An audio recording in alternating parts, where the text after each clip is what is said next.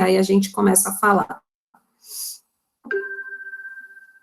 Tudo bem, boa noite oficialmente, né? Já tinha dado anteriormente, mas como agora que começou a gravação, vou dizer novamente.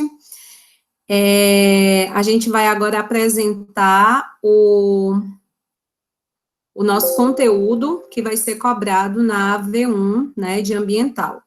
De acordo com o calendário institucional da Unileão, a nossa AV1,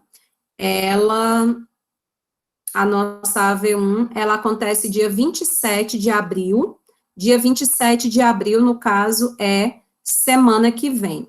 Então, de hoje, né, a uma semana, a gente tem a prova de ambiental disponível para vocês. O que é que vai ser cobrado? Isso aqui, vocês devem estar vendo, né, está disponível para vocês no Unileão Digital na data da aula de hoje. Vamos lá, muita atenção. Primeiro conteúdo que vai ser cobrado é esse histórico do movimento ambientalista no mundo e no Brasil. Então, o que é que envolve esse histórico do movimento ambientalista? Tudo aquilo que a gente conversou na primeira aula e na segunda aula da disciplina. O bom é que agora vocês têm as gravações, né? Qualquer dúvida é só recorrer à gravação. Mas o que é de mais importante, Francilda, né? Que eu devo me ater? Que eu não vou ter tempo para rever todos os vídeos, ou eu cheguei depois na disciplina, enfim.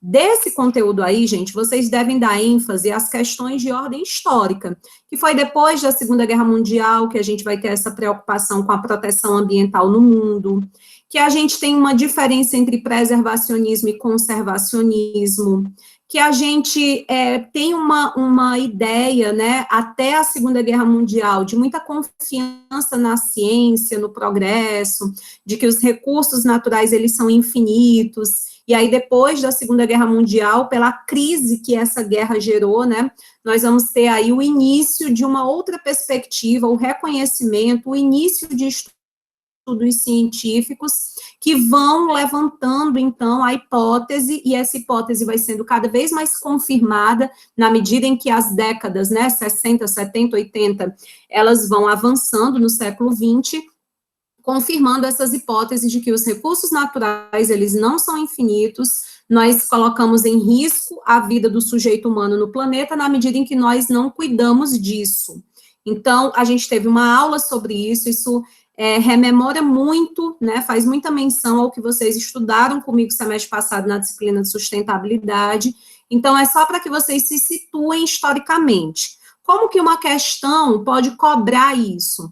A gente pode muito bem colocar, por exemplo, uma situação em que, sei lá, uma tirinha, né, um diálogo, uma reportagem de jornal, alguma coisa do tipo, um trecho de um trabalho científico, né, que fala, por exemplo, sobre o cientificismo, sobre a crença na ciência, né, sobre a ideia de que os recursos ambientais, eles são infinitos, e para que você elabore um texto dissertativo, argumentativo, contrariando isso e explicando como que o movimento ambientalista ele foi sendo construído ao longo do século XX, né? Normalmente, as minhas questões, a gente procura contextualizar uma reportagem de jornal, uma tirinha, um artigo científico, com aquilo que vocês vão precisar discorrer. Esse segundo assunto, relação do ser humano com a natureza, está muito dentro desse primeiro conteúdo, né, eu dividi só porque é dessa forma que está organizado no nosso cronograma de disciplina, mas é a gente perceber, né, que na medida em que a gente foi se tornando civilizado, né, na medida em que a gente foi indo para o espaço urbano, na medida em que a ciência foi avançando, a gente foi se sentindo cada vez menos pertencente à natureza. E quanto mais o sujeito humano se considera independente, autônomo do meio ambiente natural, menos ele vai se preocupar em proteger, né? Como se aquilo não fizesse parte da realidade em que ele está inserido. E aí tem uma indicação de leitura sobre isso. Gente, se você ficar em dúvida, nossa, por onde é que eu devo estudar? Eu assisti o vídeo da aula, mas eu não entendi direito o que aquela mulher falou, né? Então, fica tranquilo que no cronograma de disciplina, cada um desses conteúdos, ele está acompanhado das indicações de leitura. Normalmente, ou são artigos científicos, ou são capítulos de livro. Todos os livros indicados estão na biblioteca virtual. No cronograma de disciplina, eles estão indicados de forma esmiuçada. Capítulo tal, do livro tal, que está na biblioteca virtual. Então, qualquer necessidade de aprofundamento, de tira dúvidas, vai no material de apoio que está previsto no cronograma de disciplina.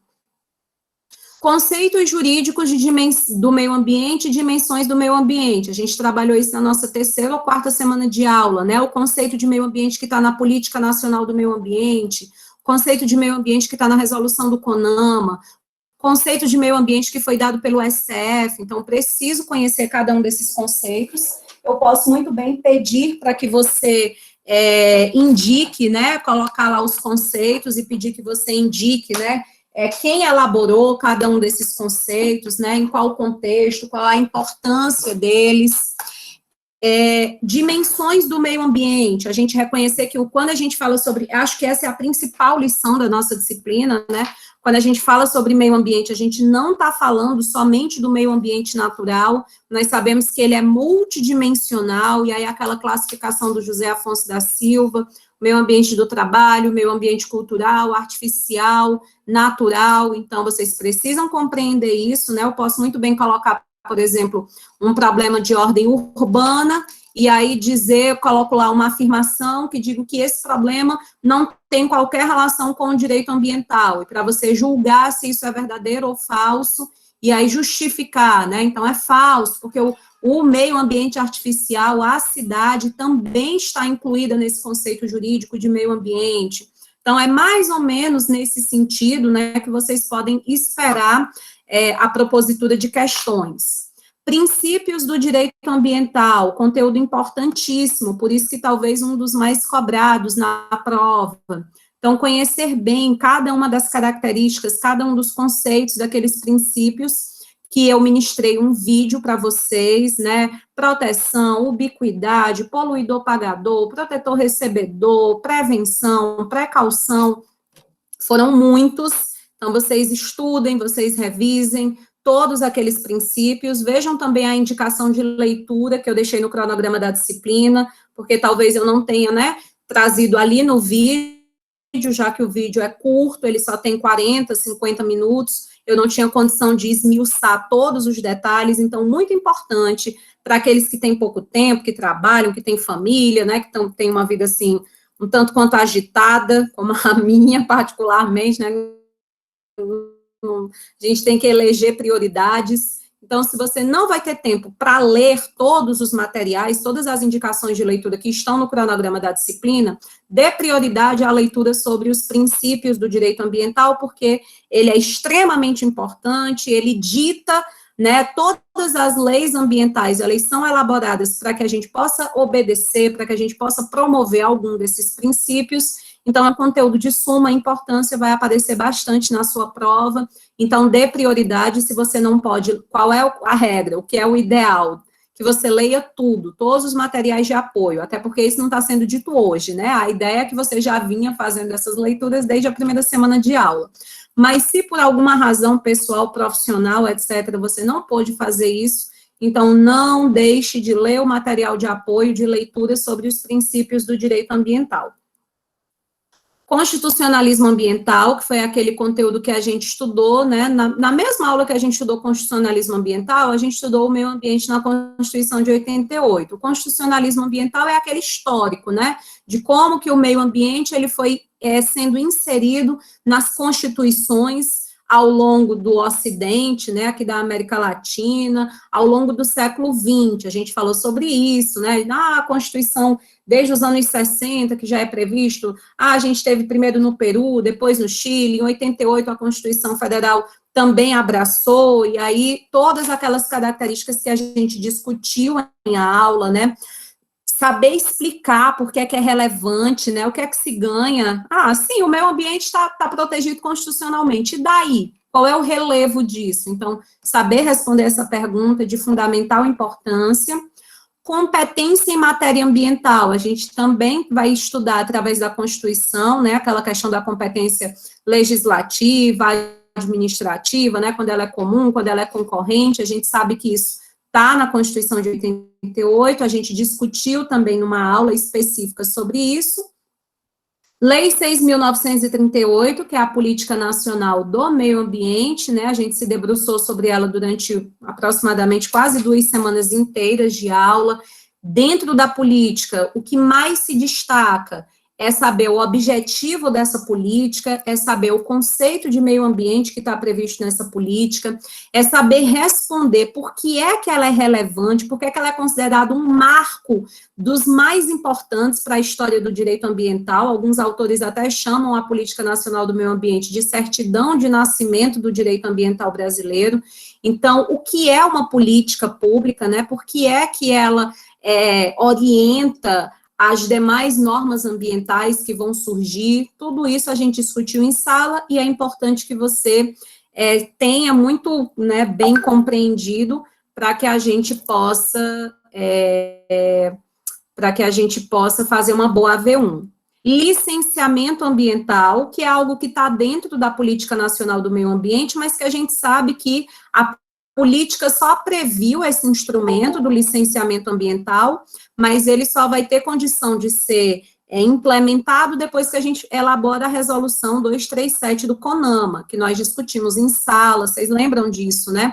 Cada uma das etapas do licenciamento ambiental, cada uma das licenças ambientais, quais são as regras, né? Quando que precisa ter audiência pública para um procedimento de licenciamento, quando que não precisa, quem são os sujeitos legitimados, né, para que haja, para pedir, para solicitar essa audiência pública, quais são as atividades que dependem da licença ambiental para funcionar, qual é a regra para isso, né, que a gente sabe que são as atividades poluidoras, potencialmente poluidoras. Então, licenciamento ambiental é outro assunto de extrema importância, assim como princípios do direito ambiental, tenham certeza absoluta, né, que vai ter um destaque, vai aparecer aí na sua prova de AV1.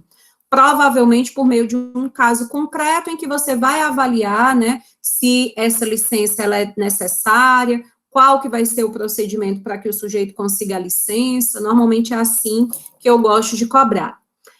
Lei de crimes ambientais, que a gente estava estudando até o início da semana passada, né? Nessa legislação, vocês vão dar enfoque, especialmente para os artigos que durante a gravação da aula, né? Durante a aula eu fui dizendo, olha, esse artigo é muito importante, né? Saber quais são as circunstâncias atenuantes, saber quais são as circunstâncias agravantes, saber como que a pessoa jurídica ela vai poder ser responsabilizada, que tipo de pena que pode ser aplicada para a pessoa jurídica, quando que a gente vai poder substituir uma pena privativa de liberdade por uma pena privativa de direitos. Então, isso é extremamente importante, e no dia da aula eu fui indicando para vocês os artigos da lei que vocês deveriam dar mais ênfase. Lei de Educação Ambiental, que foi o conteúdo que a gente encerrou ontem. E aí, tenham atenção à leitura da lei, tá, gente? Principalmente no que diz respeito aos artigos que no vídeo de ontem eu deixei indicado, dizendo que eles eram muito importantes, necessários, né, para que a gente possa resolver questões, especialmente questões objetivas, que quando é cobrado o assunto de educação ambiental, costuma ser cobrado de forma bem decoreba, do jeito como está lá na norma.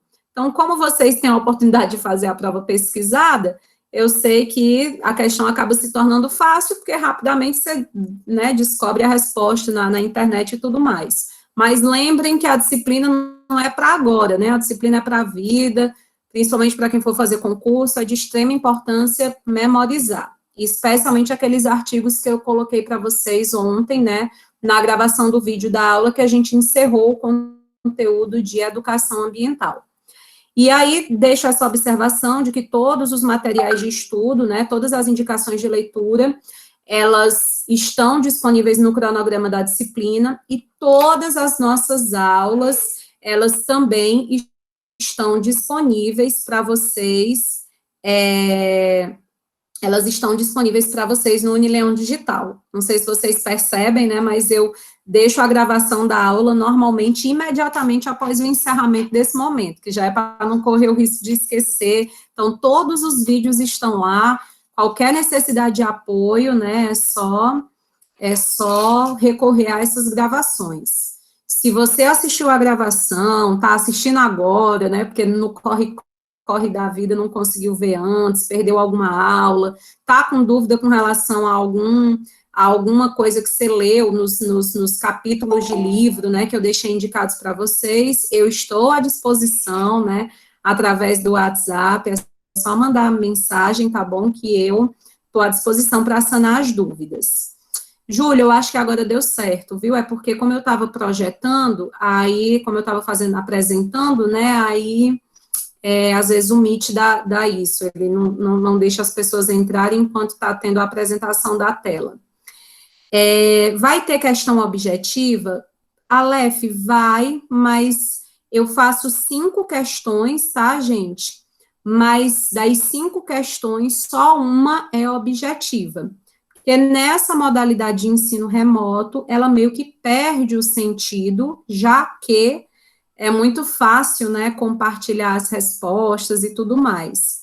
É por isso que essa única questão objetiva que tem na prova de vocês, ela precisa ser justificada, né? Eu deixo lá uma observação para que vocês expliquem por que é que né, cada uma delas, onde está o erro da que não foi assinalada e onde está o acerto da que é a resposta correta da questão. Mas vocês vão ter todas essas instruções na prova. De toda forma, por precaução, prevenção, proteção, eu vou deixar aqui já explicadas que regras são essas. A prova fica disponível para vocês, gente, no dia 27, conforme previsão do calendário de avaliações. Eu gosto de postar a prova no horário da aula, porque aqueles que desejem já aproveitar o horário da aula para iniciar a resolução, já ficam à vontade para isso. Não costumo ministrar conteúdo novo em semana de AV, especialmente no dia da minha prova, porque entendo que é muito contraproducente. Ao invés das pessoas se concentrarem no que eu estou falando, no conteúdo novo, elas vão ficar preocupadas em responder logo a prova, etc. e tal. Então, de hoje a 8, né, no dia da nossa prova, dia 27, eu vou estar aqui disponível para vocês, ao vivo, no Meet. Eu vou postar a prova para vocês, eu vou ler a prova junto com vocês, né, para que a gente verifique se tem algum erro de digitação, alguma incongruência, e aí depois disso vocês aproveitam o tempo da aula para já iniciar a resolução das questões. A prova vai ficar disponível para vocês durante 48 horas, tá certo? Então, eu deixo a prova disponível por volta, né, das 18 horas do dia 27, e você tem até às 23 horas, então é mais do que 48 horas, porque é até próximo da meia-noite, né, até as 23 horas e 59 minutos do dia 29, para me mandar a prova de volta. E a prova você escolhe, né, em que modalidade que você vai querer fazer. Se você vai querer fazer de forma individual, ou se você vai querer fazer em dupla, tá certo? E aí, dupla de 2, né, por mais que, professora, mas enfim, né, você escolhe, ou faz a prova individualmente, ou faz a prova em dupla, nesse prazo aí de 48 horas, um pouco mais de 48 horas, que você vai ter para resolver. Aquelas pessoas que, porventura, sejam policiais militares, policiais penais, enfermeiros, enfim, SAMU, trabalho, enfim, tem um regime de trabalho que pode impactar em plantão, e aí no dia da prova, né, ou durante o período que a prova está disponível, estará em serviço, né, vai ter dificuldade para resolver, aí essas pessoas individualmente me procuram para que a gente possa pensar, né, num prazo específico para sanar essa situação individual. Os demais, a gente tem esse prazo aí, né, de aproximadamente, enfim, quase 60 horas, para que vocês resolvam a prova. 5 questões, 4 questões abertas, né, subjetivas, e uma questão objetiva em que vocês vão trazer, então, a justificativa aí, né, das questões. Pode fazer de forma individual, pode fazer em dupla. Gente, alguma dúvida, alguma consideração? Inclusive, se vocês tiverem alguma, ai, professora, desse jeito, não sei o quê, vamos ver se a gente, né, democraticamente, coletivamente, pense em alguma necessidade de ajuste agora, porque eu estou com um arquivo aqui, né, já no jeito, e se for o caso de alterar alguma regra, da gente pensar alguma coisa, eu já faço isso para facilitar meu trabalho para a semana que vem. Eu vou ficar disponível para vocês durante todo o horário no Meet, né, depois que a gente fizer a leitura da prova, e a gente, pronto, tá tudo, é realmente o que a gente cobrou, não tem nenhum erro de digitação, então, aí vocês ficam disponíveis, mas, aliás, vocês ficam com a prova disponível para resolver, mas a gente não ministra conteúdo novo, eu vou ficar à disposição para que a gente converse, enfim, né, estude, revise alguma coisa, que obviamente não responda nenhuma questão da prova. Sabrina, normalmente eu costumava, né, deixar mais tempo a prova, né, até semestre passado, às vezes eu deixava 4 dias, 5 dias, mas eu esqueci de um detalhe. Semestre passado eu me embananei com isso. Eu preciso corrigir a prova. Eu esqueci dessa pequena questão.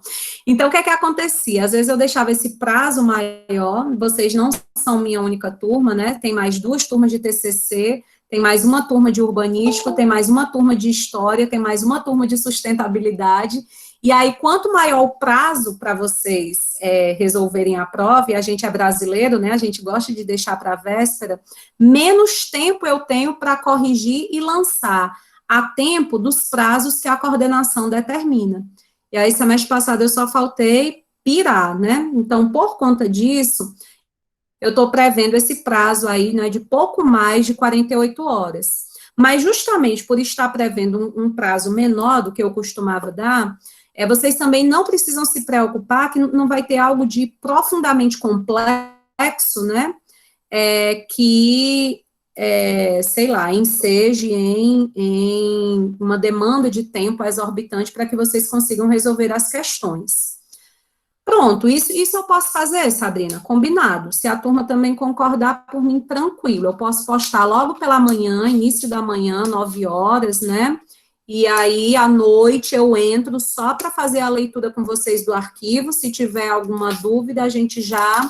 Pronto, tá ótimo. Então, dia 27, 9 da manhã, vou até anotar aqui para não esquecer, porque eu só funciono agora com a agenda, né? A gente posta para vocês. Não tem problema algum.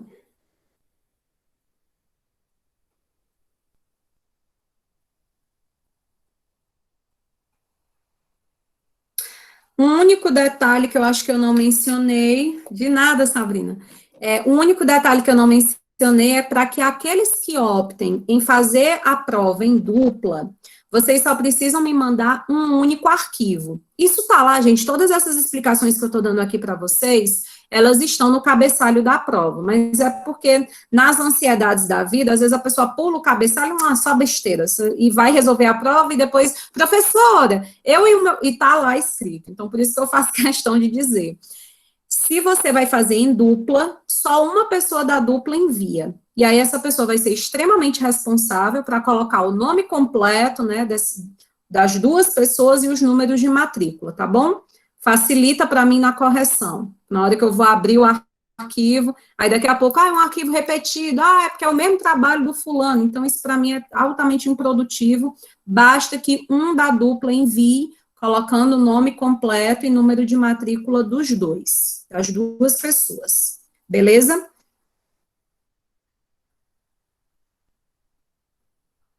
Alguma dúvida, gente? Algum detalhe mais sobre a AV1 que eu deva dizer para vocês? Sim, por óbvio, né? Vocês vão localizar o arquivo lá no Unileão Digital. Do jeito que foi a AVP1, eu vou deixar para vocês o link, né? Poste aqui o seu arquivo de AV1. Aí lá vocês postam. Preferencialmente, eu gostaria que vocês postassem em PDF, porque o PDF, ele evita que a formatação, ela acabe sendo desconfigurada.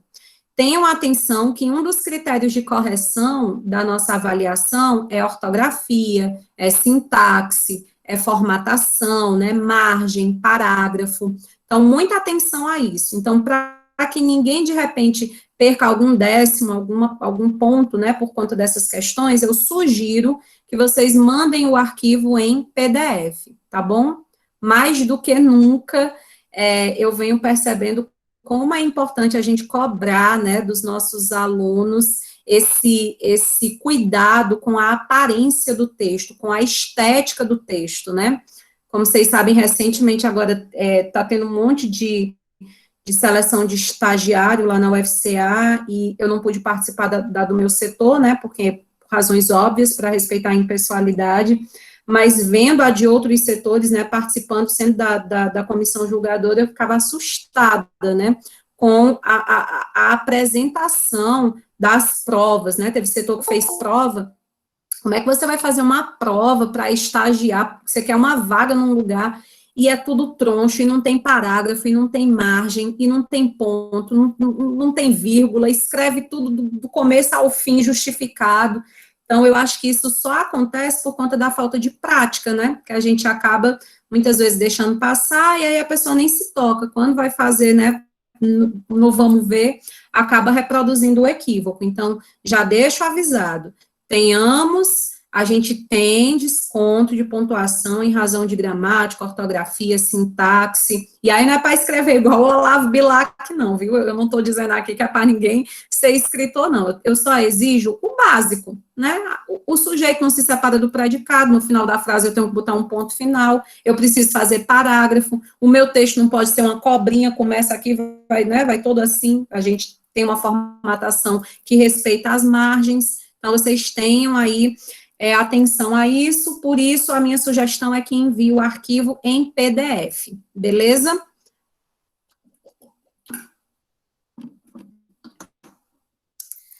Tranquilo, galera? Muito bem. Tenho certeza que não, Sabrina. Deus a livre e guarde, né?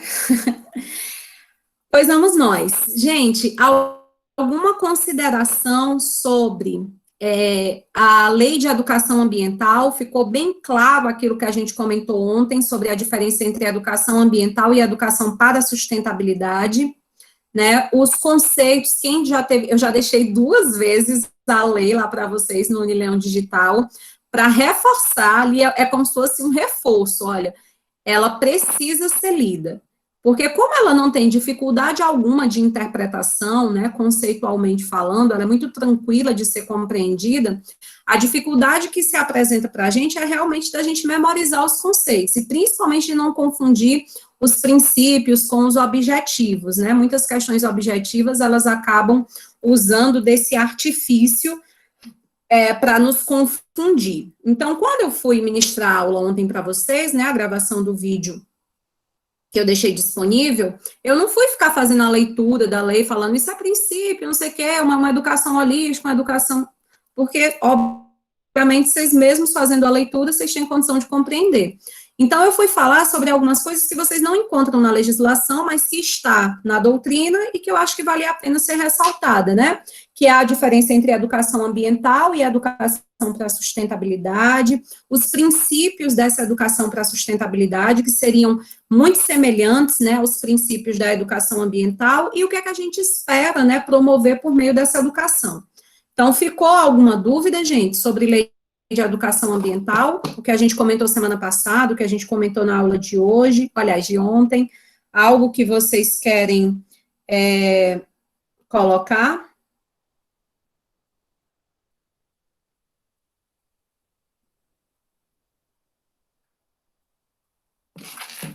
Deu tempo, na verdade, né, acho que a pergunta mais adequada é essa, deu tempo vocês entrarem ontem, vocês assistiram o vídeo, eu nem entrei no YouTube hoje para saber se vocês conseguiram, quantas pessoas visualizaram, vou até ver aqui agora.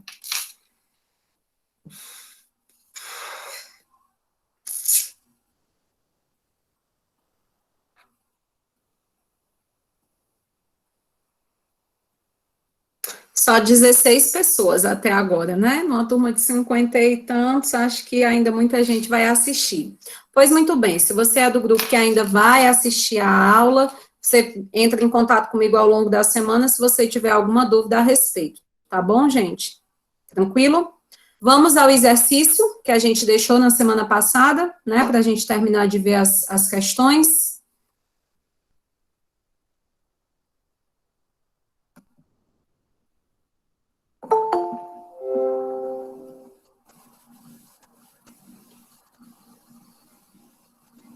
Nós havíamos resolvido até a terceira questão, a gente vai agora para a quarta.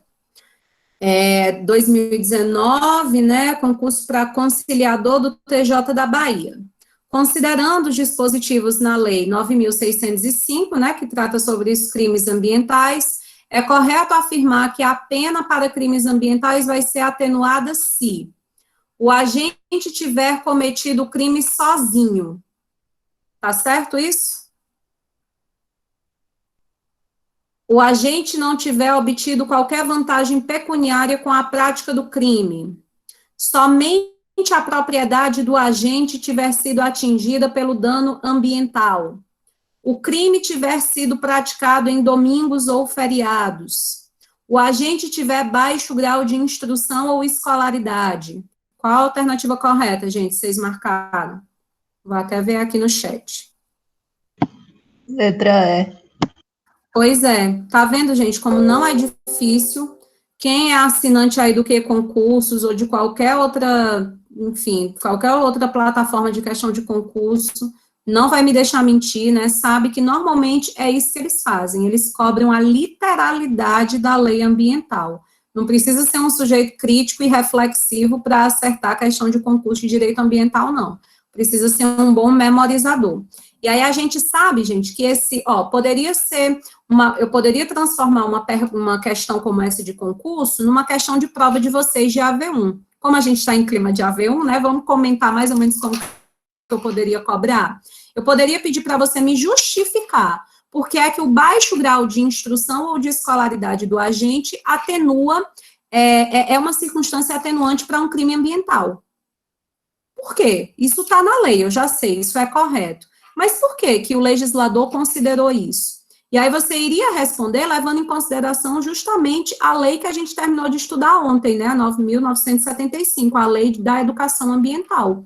Você iria dizer que a educação ambiental, ela obrigatoriamente, ela deve ser promovida, né, através da educação formal e não formal, mas especialmente, né, nesse espaço da educação formal.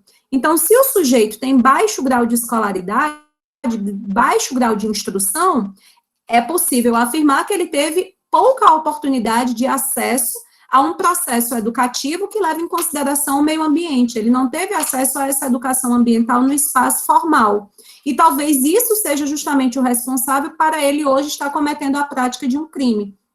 Então, é por essa razão que o legislador, ele acaba atenuando, né, a penalidade de quem tem baixo grau de instrução. É como se o legislador estivesse considerando que essa pessoa teve baixo acesso à educação ambiental. E a gente sabe que a educação ambiental, pela aula de ontem, né, eu comentava isso com vocês, ela precisa ser transformadora, ela é promotora de transformação social. O que a gente mais quer da educação ambiental é que ela seja dinâmica, né, que ela seja apta a fazer os sujeitos humanos mais humanos, né, comprometidos com a transformação social, para esse respeito ao semelhante e ao meio ambiente natural.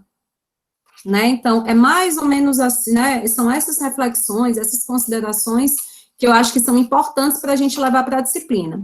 O crime ter sido cometido em domingo ou feriado, a gente sabe que pela lei, na verdade, é uma circunstância que agrava, né, que aumenta a pena. Justamente porque nos domingos e nos feriados, a gente provavelmente vai ter que os órgãos ambientais de proteção, né, eles não estarão funcionando. E aí isso vai dificultar, né, a possibilidade de resolução do crime, né, de diminuir as consequências, né, os impactos negativos. Então, isso aqui é uma circunstância que aumenta. A letra C coloca, se somente a propriedade do agente for atingida pelo dano ambiental, então se diminui a pena. Uma pessoa que marca a letra C, ela não entende que o meio ambiente é ubíquo, Não tem como um incêndio ter atingido só a minha propriedade e eu ser a única prejudicada, porque a gente sabe que o meio ambiente ele é ubíquo, ele está em todos ao mesmo tempo, em todos os lugares. É aquela história da cooperação, né? Que a identidade terrena, a identidade planetária. Se uma coisa acontece lá nos Estados Unidos e prejudica o meio ambiente natural, por exemplo, isso também me prejudica aqui no interior do Ceará, no Brasil, porque não tem outro planeta para onde eu possa ir. E esse problema ambiental, ele sempre vai gerar consequências, né? Por isso que a grande missão do direito ambiental é evitar que o dano ocorra, né? A nossa principal ação, ela tem que ser de proteção, porque a recuperação, ela é pouco provável. Na letra B, o agente não ter obtido vantagem pecuniária com a prática do crime, não está previsto na legislação, e cometer o crime sozinho também não é invencionismo. Alguma dúvida, gente, com relação a essa quarta questão? Não? Beleza. Vamos para frente.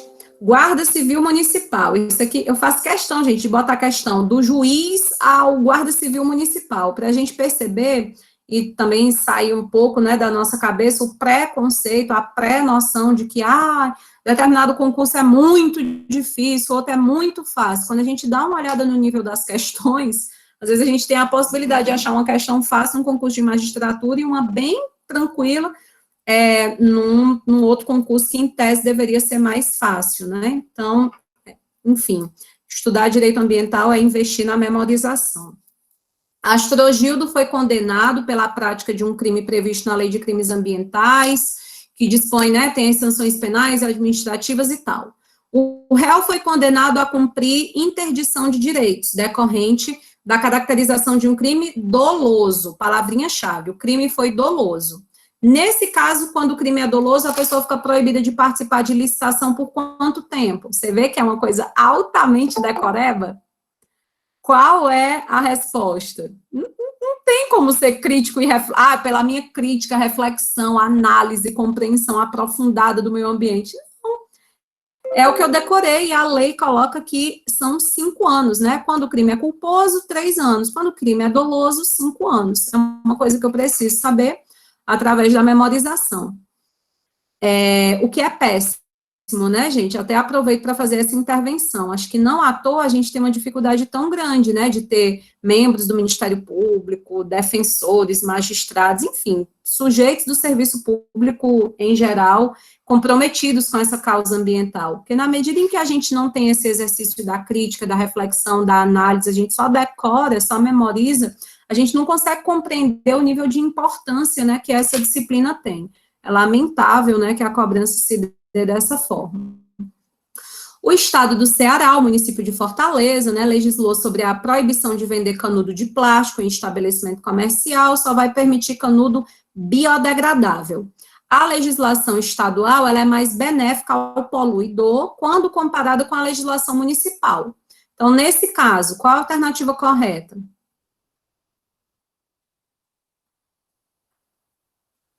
Uma questão que você responde com base em princípio.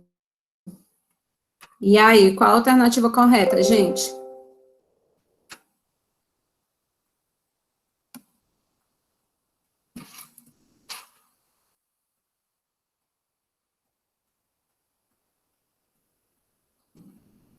Ô, Simário, tranquilo, mulher. Depois tu pega o início da aula, porque a gente ficou conversando sobre a V1. Eu já disse data, já disse, enfim, um bocado de informação que é em dupla, que é individual. Aí depois tu volta lá no começo da aula, por favor, para tu não perder essas informações, viu? Bom, vou voltar aqui para a nossa questão. As leis são inconstitucionais, pois poluição é matéria de competência privativa da União. Olha, essa questão aqui, eu acho uma questão difícil, porque ela vai envolver aqui vários conteúdos, né? Princípios, competência em matéria ambiental, que está lá na Constituição, então, poluição não é matéria de competência privativa da União, né? A gente sabe que essa competência ela é comum, então, essa letra A não vou considerar. Letra B, a mesma coisa, né? A gente não vai ter essa competência. E a letra C, ela vai trazer aí a lei municipal é a mais protetiva. Gente, o que é que está previsto no princípio do indúbio pró-ambiente, né? Ou no próprio princípio da proteção? Se não é justamente o fato de que nós devemos sempre, aquele princípio que nos garante que a gente sempre levará o meio ambiente para avançar. A vedação ao retrocesso ambiental. Isso, inclusive, gente, é a posição jurisprudencial, né? O STF se manifestou sobre isso, acho que a gente nem chegou a comentar em sala, né? Mas o município, ele tem competência para legislar sobre o meio ambiente, sobre o controle da poluição, quando isso disser respeito a uma questão de interesse local, né? Isso foi uma decisão do ministro, ai, Jesus, me ajuda, do Fachin, né, do Edson Fachin, de 2016 ou 2017, eu não vou lembrar agora, mas o fato é que nós já temos essa garantia de que o município, por meio de decreto, quando se tratar de assunto de interesse local, ele pode sim legislar sobre a questão da poluição. E, em nome do princípio da vedação ao retrocesso ambiental, a gente sempre vai aplicar, ou pelo menos, né, de acordo com o princípio, embora que na prática não se ocorra isso muitas vezes, mas por força do princípio, a gente sempre deveria aplicar a norma que gera menos dano para o meio ambiente, em nome do princípio da proteção, em nome do princípio da vedação ao retrocesso ambiental, em nome do princípio do indúbio pró-ambiente, então tudo isso deve ser levado em consideração. E aí a letra C coloca exatamente isso, né, vai se aplicar a lei municipal porque ela é mais protetiva. A lei estadual se sobrepõe à lei municipal, mesmo no município de Fortaleza, não, porque a gente acabei de comentar com vocês sobre essa posição do STF, que quando existe o interesse local, a lei municipal é quem vai tratar. A lei estadual é inconstitucional, isso aí a gente já viu, né, pela questão da competência, não, constitucionalmente está assegurada essa competência. E aí a gente vem para uma questãozinha de promotor substituto, que decoreba, né, ela se torna difícil na medida em que a gente precisa saber decorado. Ele coloca o artigo 225 da Constituição e aí diz, nesse caso, e pede para você marcar a correta, degradação ambiental e poluição são expressões que se equivalem. Gente, esse conceito a gente vai começar a estudar, inclusive, na aula de hoje. Esqueci de comentar com vocês. O conteúdo da aula de hoje não cai na AV1, né? Como a gente viu lá no início da aula, são somente aqueles conteúdos. Então, o sistema de unidades de conservação, ele não vai ser cobrado, viu? Embora o artigo 2º, aqui não está aparecendo nenhuma solicitação, viu, Francisco? Por enquanto, não. Talvez a pessoa já conseguiu entrar. Esses conceitos de degradação, de poluição, vocês vão encontrar nessa lei que a gente começa a estudar hoje, a Lei do Sistema de Unidades de Conservação. Pessoal, por que a letra A é falsa, né? Degradação ambiental e poluição são expressões que se equivalem. É falso porque a degradação ambiental é o dano ambiental, é o impacto ambiental negativo, é a diminuição da qualidade do meio ambiente. E a poluição, ela não necessariamente vai gerar o impacto ambiental negativo. Lembram do princípio do limite, que estabelece qual é o nível que o meio ambiente suporta? A gente precisa, por exemplo, eu posso lançar tantos milímetros, enfim, até tais decibéis de volume são aceitos. Então, é uma poluição. Só que é uma poluição que não degrada, que não diminui a qualidade ambiental, que o meio ambiente ele é capaz de suportar. Por exemplo, a gente pode lançar em um córrego, aliás, em um rio, né, em uma corrente de água, uma quantidade X de determinado metal. desde que essa quantidade seja ínfima, esteja de acordo com o princípio do limite. E, mesmo assim, não vai deixar de ser uma poluição. Só que essa poluição, ela não é capaz de provocar uma degradação. Isso está claro, pessoal? Acho que a gente não tinha falado sobre isso ainda. Ou se tinha, eu já não lembro mais. Bom, se não tinha falado, falei agora. Como cabe ao poder público o dever de defender o meio ambiente, jamais poderá ser responsabilizado por sua degradação. Óbvio que não, né, porque o meio ambiente ele é de todos, embora a gente tenha o direito ambiental como um direito público, o Estado tem esse dever de proteção, mas, obviamente, ele pode ser o responsável, né, por uma degradação ambiental e será punido, né, deverá ser, enfim, responsabilizado por isso, de acordo com o princípio da responsabilidade. O poluidor, você vê que todas as questões, de forma direta ou indireta, elas cobrem princípios do direito ambiental. Por isso que eu digo que quem sabe os princípios acaba, né, sabendo um pouquinho de tudo. O poluidor será sempre a pessoa física ou jurídica de direito privado responsável direto ou indiretamente pela degradação ambiental? Não, né, não é somente sempre a pessoa física ou jurídica de direito privado. A gente pode, por exemplo, acabamos de falar sobre isso, né, ter uma entidade pública, o próprio Estado. O poluidor será a pessoa física ou jurídica de direito público ou privado responsável direto ou indiretamente por atividade causadora de degradação ambiental, mesma coisa, e aí, né, o mesmo comentário, e aí a gente fica com a letra E. A poluição é sempre ilícita. Aí alguém poderia dizer assim, ué, Francilda, como que a poluição é sempre ilícita? Não tem o princípio do poluidor pagador, que a pessoa pode pagar para poluir? E aí quem diz um negócio desse está cometendo uma aberração, né? O princípio do poluidor pagador não autoriza ninguém a poluir. A poluição, ela é sempre ilícita se ela gera degradação ambiental, né? Que é no sentido que a questão aí nos coloca. A gente precisa ter o cuidado de lembrar que aquele pagamento que é feito em razão do princípio do poluidor pagador acontece para que a gente possa diminuir os impactos negativos para a sociedade, né? E também para a gente compartilhar os ganhos, tirando uma parcela do lucro da empresa, compartilhando com toda a sociedade, né? Para que todos ganhem, já que o meio ambiente ele é de todos.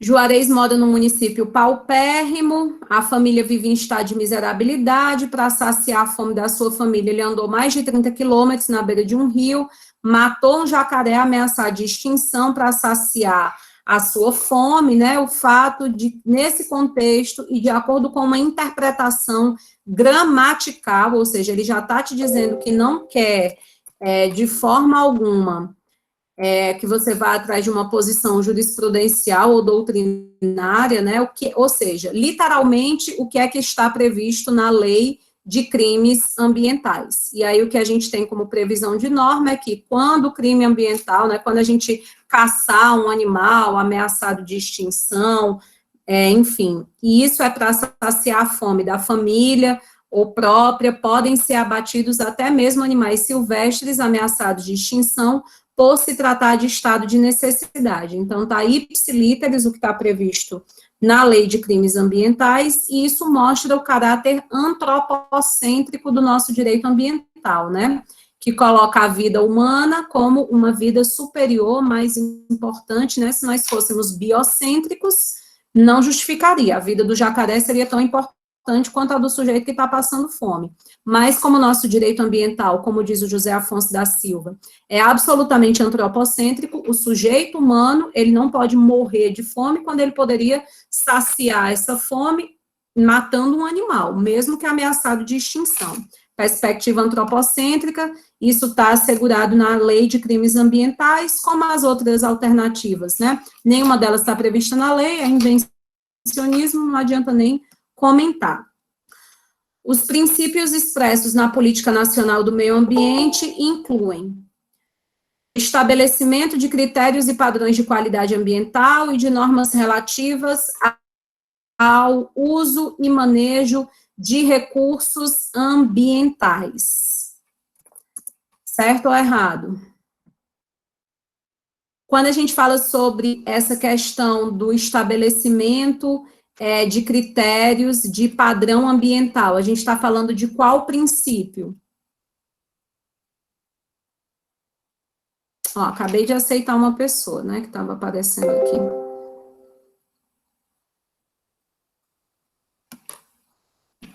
Gente? O estabelecimento de critérios e padrões de qualidade ambiental e de normas relativas ao uso e manejo de recursos ambientais. A gente está falando de qual princípio?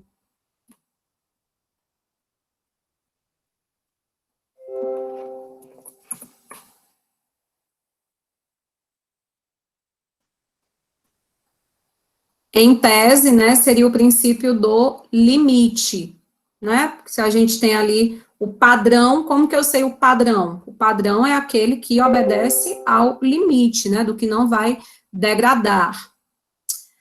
Princípio é tudo, viu, meu povo? Pelo amor de Deus, invistam nos princípios. A racionalização do uso do solo, do subsolo, da água e a recuperação das áreas degradadas. O desenvolvimento sustentável e o poluidor pagador. Gente, essa daí é aquela questão que, se você conhece esse contexto histórico, você, pelo menos, não vai errar marcando a única que não pode ser, a alternativa correta. Porque nós sabemos que a Política Nacional do Meio Ambiente, a Lei 6.938, ela é de 1981. Em 1981, a gente não tem o conceito de sustentabilidade nem de desenvolvimento sustentável, porque esse é um conceito que só vai surgir em 1987 com o relatório Brundtland. Então, ninguém pode marcar a letra C, porque ele está te pedindo para você marcar um princípio que está previsto na Política Nacional do Meio Ambiente. A Política Nacional do Meio Ambiente não tem como ter previsto o desenvolvimento sustentável, porque o desenvolvimento sustentável é posterior a ela. Então, embora seja uma questão difícil, que exigiu que você decorasse os princípios que estão na Lei 6.931, mas você conhecer o histórico te ajuda nesses momentos. Eu estou dizendo isso porque às vezes a pessoa fica, é um saco estudar o histórico, nem cai, nunca vi uma pergunta, e às vezes a pergunta não é diretamente sobre o histórico, mas conhecer o histórico te ajuda a responder. O desenvolvimento de pesquisas e tecnologias nacionais orientadas para o uso racional de recursos ambientais. Então, aqui não tem muito o que comentar, só dava mesmo para excluir a C. A resposta correta é a letra B, mas é uma questão infeliz, porque ela misturou os princípios com os objetivos da Política Nacional do Meio Ambiente. Então, se você não tivesse esses princípios perfeitamente decorados, você iria errar, porque tudo ia parecer verdadeiro para você, porque todas as outras alternativas, elas estão na lei, com exceção dessa questão da sustentabilidade. Como eu digo para vocês, né, a questão do decorar é o que prejudica aí as provas de direito ambiental. São agravantes expressamente previstas na Lei de Educação Ambiental.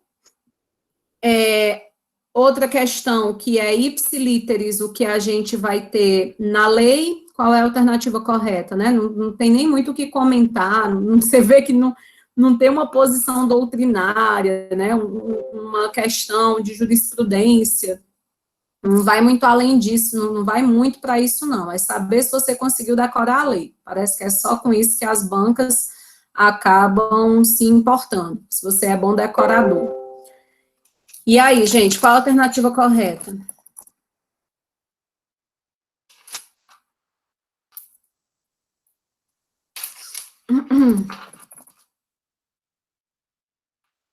O artigo 15, né, da lei vai nos trazer quais são as circunstâncias que agravam, que aumentam a pena. E olha só o artigo 15, o que é que ele diz?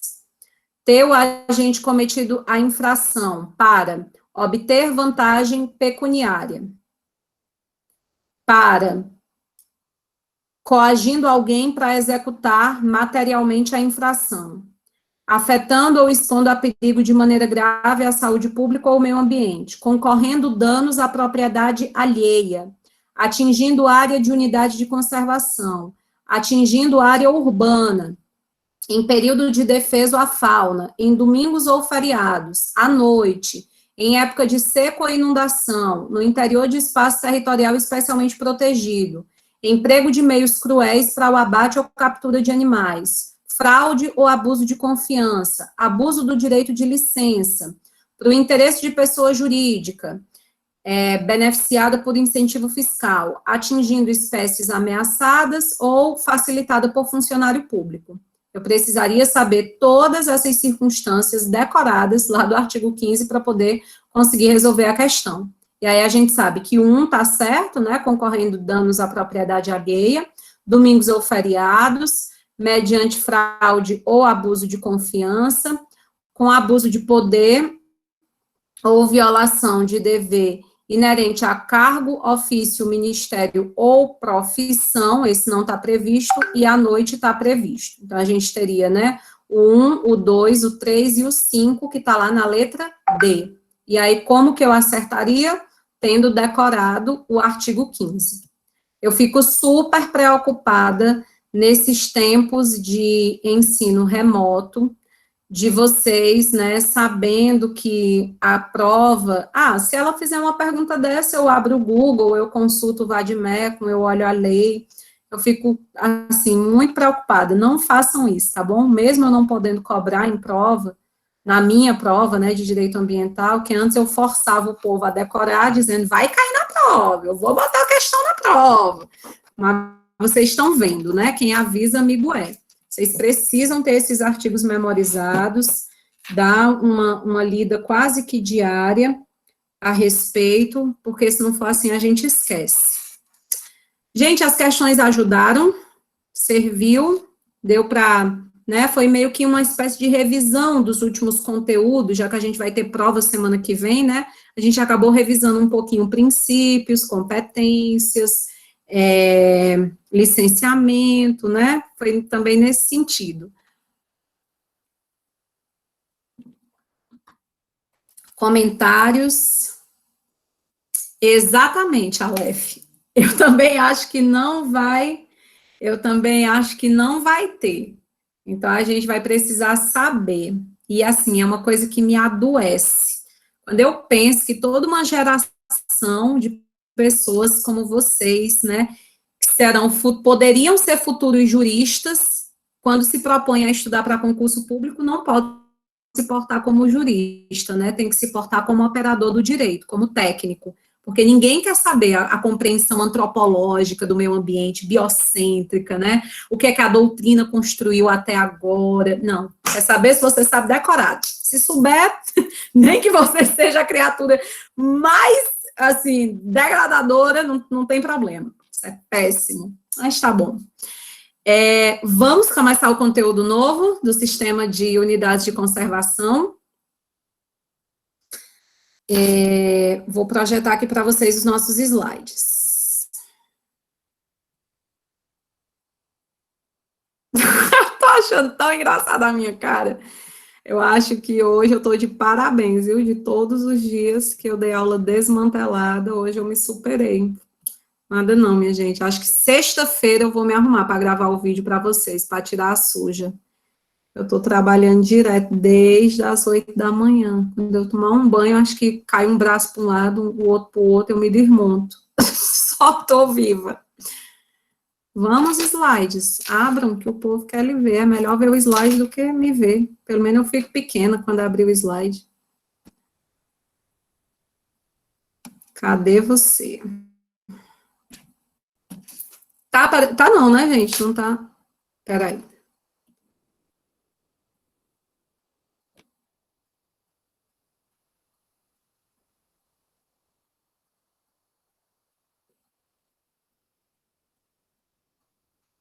Achei, agora vai dar certo.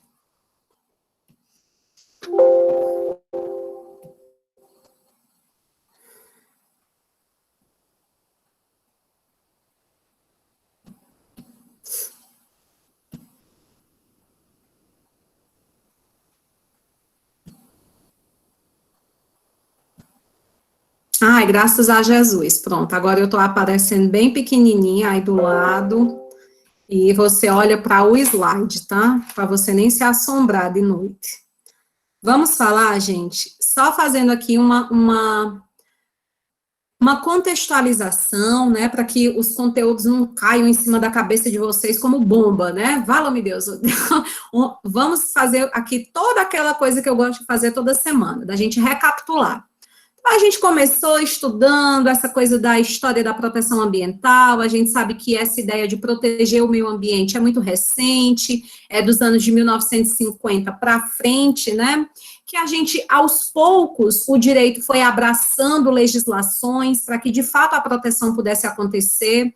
A ideia do meio ambiente como um bem, né, como algo que merece ser tutelado, data dos anos 50.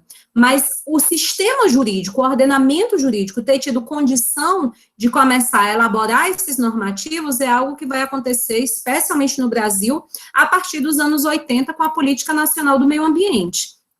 Então, o que é que a gente fez até esse momento da aula, né? Até esse momento da disciplina, melhor dizendo? A gente estava estudando de forma genérica essa proteção ambiental, compreendendo como que ela está prevista na Constituição Federal, compreendendo como que ela está prevista na Política Nacional do Meio Ambiente. Se você for mais atento, você está percebendo que a disciplina ela está seguindo uma ordem cronológica. A gente estudou primeiro o processo histórico, no contexto internacional, para a gente poder ter condição de saber como é que a discussão chegou ao Brasil. Depois a gente falou sobre a Constituição Federal, porque é a lei maior do país, está lá em 88, a primeira que abraça o meio ambiente como um bem a ser tutelado constitucionalmente. Aí a gente foi falar sobre a Política Nacional do Meio Ambiente, é anterior à Constituição, né, de 81, inaugura ali essa ideia de proteção ambiental, trazendo conceitos fundamentais para que a gente pudesse ter uma tutela jurídica do meio ambiente no Brasil, nos traz o conceito de meio ambiente, nos traz instrumentos para a proteção ambiental, nos traz diretrizes, princípios, nos traz a ideia do licenciamento ambiental.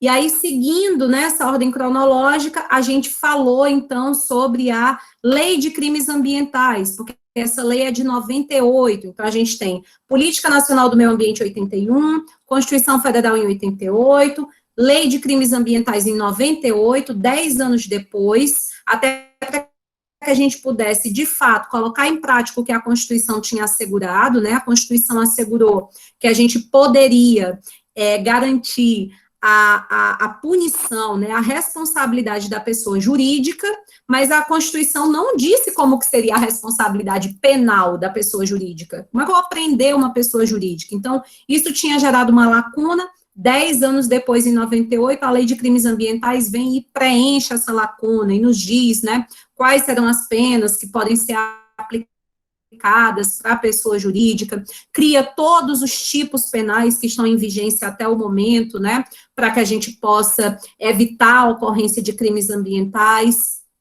Em 99, no ano seguinte, a gente vai ter a Lei de Crimes Ambientais, né, uma nova lei naquele momento, então você vê que é uma sequência cronológica, né, ao longo dos anos 90, é como se a gente tivesse observado cada vez mais a proteção ambiental sendo assegurada por meio de legislações, né? Então, da Constituição até os anos 2000, a gente vai ter ali uma série de normativas. E agora, gente, na disciplina, a gente vai entrar em uma outra lei, né? Então, a gente falou sobre Política Nacional do Meio Ambiente, Lei de Crimes Ambientais, Lei de Educação Ambiental.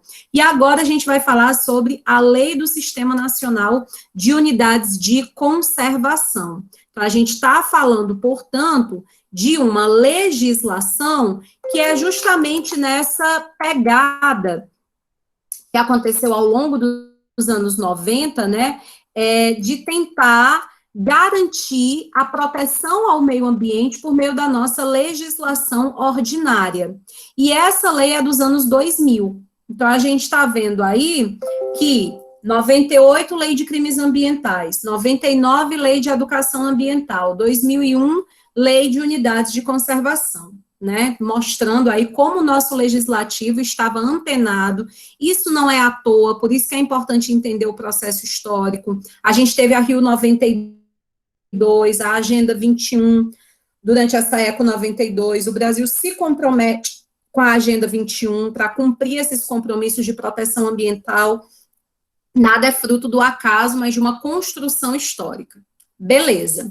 E aí, gente, eu digo para vocês o seguinte, nosso conteúdo de hoje, de sexta e da semana que vem, né, que eu vou deixar para vocês segunda e sexta, porque no dia da prova a gente combinou que não vai dar conteúdo novo para que vocês possam focar na resolução da prova, né?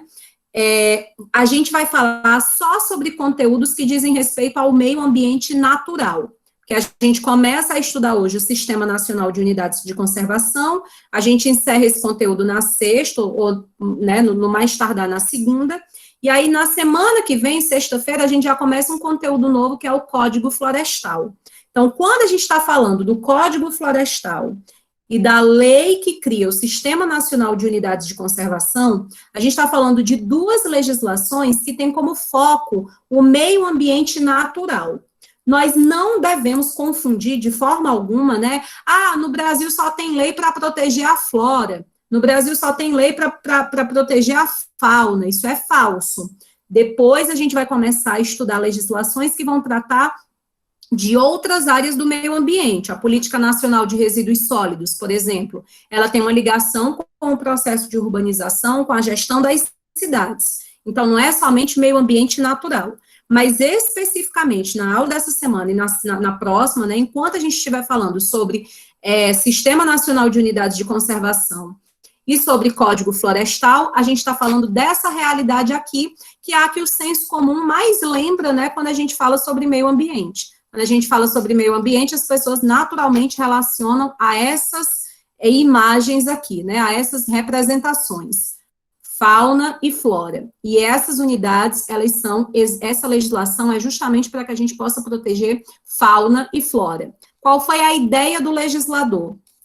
O meio ambiente, ele é extremamente importante, seja na sua dimensão cultural, artificial, do trabalho ou natural. Mas quando a gente observa a dimensão do meio ambiente natural, ou seja, a gente está falando de minerais, né, a gente está falando de água, a gente está falando de floresta, a gente está falando de animal. Então, quando a gente está falando do meio ambiente natural, existem determinadas áreas, existem determinados locais que se destacam diante de outros, porque a biodiversidade que eles abrigam é imensa. Porque a proteção que eles garantem a recursos hídricos é imensa, né? Matas ciliares, por exemplo, né? A gente tem ali a possibilidade de que aquela corrente de água, ela fica mais protegida. A gente tem uma biodiversidade maior em razão da riqueza daquele tipo de solo.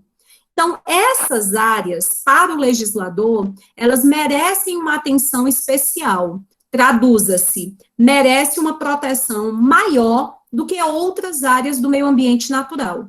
Então, quando a gente está falando sobre a lei de unidades de conservação, a gente está falando, basicamente, de uma legislação que vai prever algumas áreas sendo protegidas, né, que a gente não poderia nunca, jamais deixar de proteger, senão a chance da gente gerar um desequilíbrio ambiental seria imensa, a perda de qualidade de vida seria imensa para o sujeito humano e para o sujeito não humano.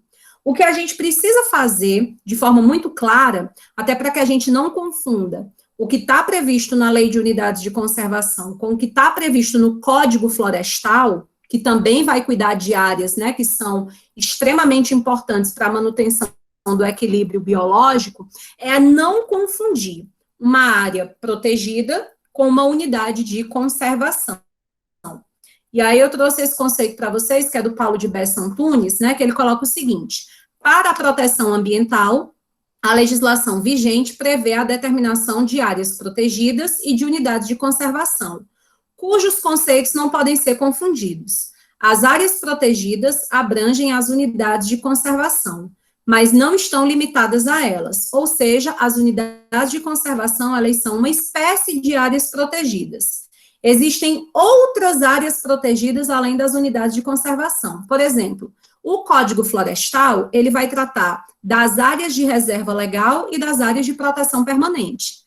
Área de reserva legal e área de proteção permanente são áreas que são especialmente protegidas por conta do seu valor de biodiversidade, proteção ambiental e etc.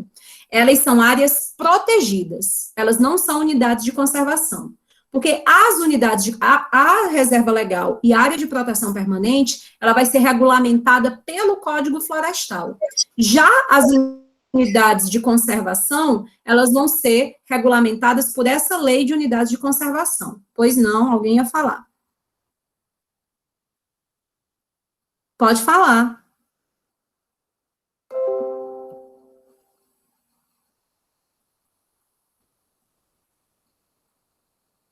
Foi só um erro de áudio?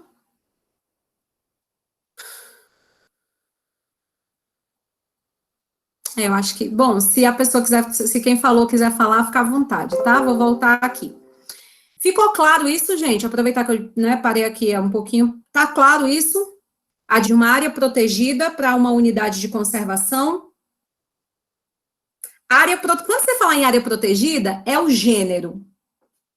Quando você pensar em uma unidade de conservação, é um tipo específico de área protegida que vai estar regulamentada pela lei do sistema de unidades de conservação, não pelo Código Florestal. Artigo 225, para que a gente possa pensar no que é que essas áreas elas estão amparadas, né? Elas estão amparadas na própria Constituição Federal. Quando a Constituição Federal, ela diz que todos têm direito ao meio ambiente ecologicamente equilibrado, bem de uso comum do povo, é essencial à sadia qualidade de vida, o poder público e a coletividade têm o dever de defender, de preservar para as atuais, para as futuras gerações, ele vai incumbir ao poder público, lá no inciso 3º, definir em todas as unidades da federação espaços territoriais e seus componentes a serem especialmente protegidos, sendo a alteração e a supressão permitidas somente através de lei, vedada qualquer utilização que comprometa a integridade dos atributos que justifiquem sua proteção. Eu não lembro quando é que vai ser, mas daqui a um tempinho, muito perto, eu vou pedir para que vocês assistam um documentário que é a Lei de Águas, né, que foi um documentário que foi produzido no ano de 2012, que foi o ano em que foi editado, né, o nosso atual Código Florestal. E vocês vão ver a fala de um deputado, um senador da época, não lembro se era deputado ou senador, que ele disse que é um absurdo, né, você não poder usar, gozar, dispor da sua propriedade do jeito que você quiser, né? É como se você tivesse comprado um lugar e você não tivesse o direito de matar as baratas que estão naquele lugar. Veja o nível do nosso legislador. E aí, o que esse legislador não reconhece é que o próprio artigo 225, ele deixa muito claro que em todo o território nacional, existem alguns espaços que merecem uma proteção a mais. Por quê? Porque se a gente não proteger da forma mais precavida possível, prevenida possível, e acontecer um dano, o prejuízo não terá condição de ser sanado. A gente vai perder em biodiversidade, a gente vai perder em qualidade do meio ambiente natural. Essas áreas especialmente protegidas correspondem hoje no Brasil a 17% do nosso território. 17% do território brasileiro é composto por áreas especialmente protegidas, sejam elas unidades de conservação ou não. E o que é que isso implica? Implica que nessas áreas, para que eu possa ter uma intervenção humana para o desenvolvimento de uma atividade econômica, enfim, né, eu vou precisar cumprir regras muito mais rígidas quando comparadas às áreas que não são especialmente protegidas, ou então eu nem vou poder, eu vou ser absolutamente proibido de realizar qualquer atividade para garantia dessa proteção. Então, e isso não é uma coisa inconstitucional, isso não fere direito de propriedade, isso é, na verdade, a função socioambiental, e isso está expresso no inciso 3º do artigo 225. E essa demarcação de áreas protegidas, ela vai acontecer com base no poder de polícia e de delimitação legal do exercício de direitos individuais em prol de toda a sociedade. Se a gente quisesse resumir num princípio, o princípio da função socioambiental da propriedade. A propriedade tem que cumprir com a sua função socioambiental. Considerando que áreas protegidas são aquelas que, em virtude das características que possuem, devem permanecer preservadas, O grau de preservação dessas áreas é variável, tendo em vista o tipo de proteção legal específico. É por isso que uma área de reserva legal, ela segue uma determinada regra, uma área de proteção permanente, ela segue uma outra regra, uma unidade de conservação do tipo sustentável segue uma regra, uma unidade, então, vocês vão ter aqui várias regras. A má notícia para quem vai fazer concurso para delegado, magistrado, Ministério Público, é porque é mais coisa, sim, para ser decorada, porque cada uma dessas áreas, especialmente protegidas, elas vão ser tratadas de uma determinada maneira, a depender das características que elas possuem. Mais ou menos o seguinte, quanto mais importante para a preservação ambiental, mais rígidas as regras para o uso desse território, elas serão. Quanto menos impacto, menos importantes, então mais flexíveis essas regras podem ser. Há quem diga, inclusive o capítulo do livro que eu deixei indicado para vocês hoje sobre esse assunto, a autora coloca isso, né, que o Brasil é um dos países do mundo que mais tem áreas de proteção ambiental. E aí a gente fica muito pabo, né, quem for ambientalista, obviamente, fica satisfeito, eita, coisa boa, né, olha aí a sustentabilidade, olha aí a gente garantindo proteção para as gerações futuras, e aí tu não se anima, tá bom? Tu não fica feliz ainda, que a gente precisa lembrar que, beleza, o Brasil pode até ser o país que mais previu essas áreas de proteção, né, que mais garantiu a existência dessas unidades de conservação, mas a gente é o país que menos fiscaliza, menos aplica multa, que tem uma legislação penal, como a gente já viu, né, uma legislação sobre crimes ambientais muito flexível, que não é capaz de impedir, né, de constranger as pessoas à prática de crimes. Então, quando você for ler essa parte lá no texto, não esqueça de fazer essa interpretação, porque a autora não faz, ela só lança a informação, né, de que o Brasil é o país que mais tem áreas de proteção, mas de nada adianta dizer que é protegido se a gente não tem quem fiscalize e quem aplique, né, o princípio da responsabilidade. E eu vou parar aqui, porque falta 10 para 8, e eu vou fazer a chamada. Mas só para que a gente possa fechar, né, eu vou parar aqui nesse slide, estou no slide 7, a gente vai continuar esse conteúdo na aula assíncrona de sexta. Esse conteúdo não cai na prova da semana que vem, e, enfim, mas vai cair na AV2, ele é importante. E então, nos anos 2000, então você vê o seguinte, gente, desde 88, o artigo 225, inciso 3º, ele já previa, né, que a gente ia ter áreas especialmente protegidas, né, para garantia dessa proteção ambiental. Só nos anos 2000 é que a gente, então, torna possível que esse artigo 3º, né, tenha uma efetividade prática, porque é quando a gente vai criar a Lei 9.985, nossa lei que a gente começa a estudar a partir de hoje, que cria o Sistema Nacional de Unidades de Conservação. Ela autoriza, então, a criação de unidades de conservação pelo poder público nas 3 esferas da federação. Então, a gente vai poder ter unidade de conservação estadual, unidade de conservação federal, unidade de conservação estadual municipal. O Sistema Nacional de Unidades de Conservação apresenta critérios para a implantação das unidades de conservação e impõe condições para sua gestão, que objetiva proteger os recursos naturais. Então, o que é que eu vou encontrar nessa lei que a Francilda está começando a ministrar o conteúdo hoje, né, dia 20 de abril? Você vai encontrar isso, regras sobre como que essas unidades de conservação, elas vão ser geridas, para que a gente possa garantir a proteção dos nossos recursos naturais. Tá claro, gente? A gente vai ficar um pouquinho pelos próximos dias, lidando com o meio ambiente natural, mas eu não quero que ninguém pense, né, que no Brasil a gente só tem lei para proteger o meio ambiente natural, a gente só leva em consideração essa dimensão. Não, né? É porque, por enquanto, a gente vai começar estudando essas leis de cunho de dimensão ambiental, mas a gente vai tratar ainda das outras dimensões. Menos o trabalho, né, que é a dimensão do trabalho, vocês estudam com o professor Raulison na disciplina de Direito do Trabalho.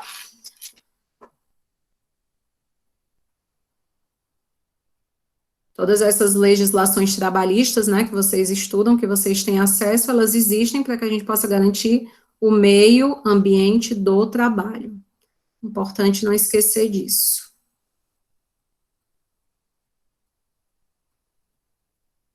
Vou fazer a frequência, beleza?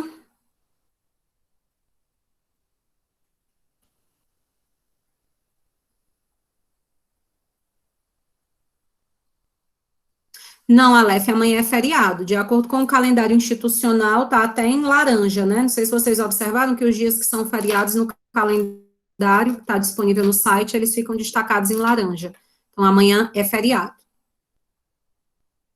Aleph, tu tem acesso ao teu microfone fácil, tu podia ir me dizendo aí quem está presente, eu não queria ficar voltando. Ou Aleph, enfim, alguém poderia, tem não? Alguém pode, gente, alguém que está com Sabrina, né, que falou mais cedo, eu vou vendo aqui pelo nome, meu povo, Glenda, Simária, dá para ir me Posso dizendo, sim. né, responde aí no, pronto, por favor, que aí que a pessoa Posso. escrever presente, me fala. Aleph, presente. Alexandra. Fala no Andrew, chat. pronto. Andrew ou Alexandra? Alexandra. Tá. Andrew. Andrew Felipe. Antônio Lucas. Presente. Bruno de Souza. Carlos Eduardo. Bruno está presente. Tá. Carlos Eduardo. Caroline. Presente. Cícera Luana. Cícera Naamá. Cícera Naamá. Está presente.